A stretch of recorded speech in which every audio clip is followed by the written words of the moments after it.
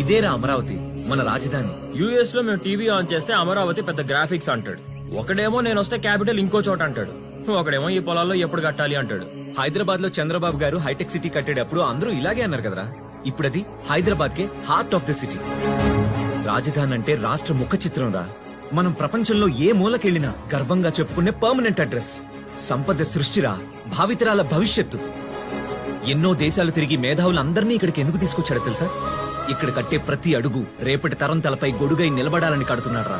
ఇవన్నీ కాదు, ఇప్పుడు మన రాష్ట్రం ఒక సమర్థుడి చేతిలో ఉంది, ఒక నిజాయితీపరుడి చేతిలో ఉంది, ఒక ధైర్యవంతుడి చేతిలో ఉంది, ఒక తెలివైన వాడి చేతిలో ఉంది. చంద్రబాబు గారు కలలు కండమే కాదు, ఆ కలల్ని నిజం చేసే సహనం, సామర్థ్యం, అనుభవం అన్ని నిండుగా ఉన్న వ్యక్తిరా.